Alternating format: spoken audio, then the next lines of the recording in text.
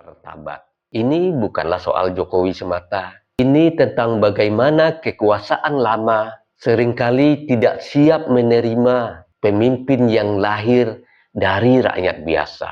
Dan disinilah kita diuji. Apakah kita ingin menjadi bangsa yang berpikir atau bangsa yang mudah dibakar emosi? Perbedaan pilihan adalah hal wajar, tapi fitnah itu bukanlah ajaran agama.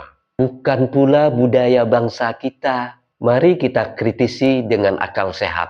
Mari kita berbeda dengan akhlak.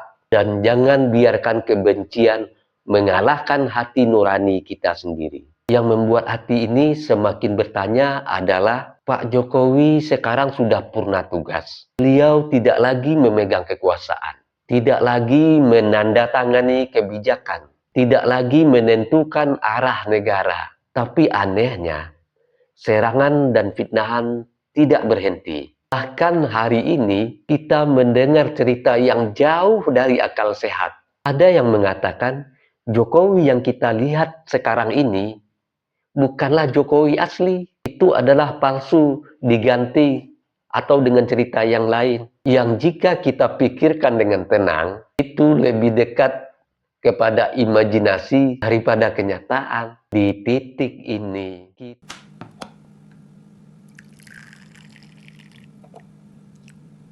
Sahabat ngopi dulu.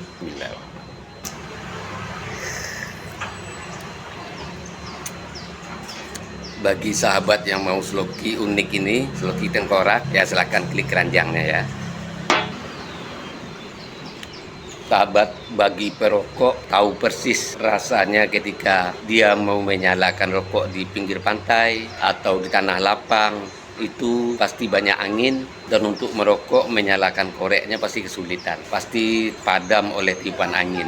Tapi semuanya tidak akan terjadi lagi jika korek kita ini kapasitas gasnya besar dan apinya kuat, tidak akan padam ditiup angin. Jadi jika sahabat ingin korek seperti ini, cek di keranjang produk.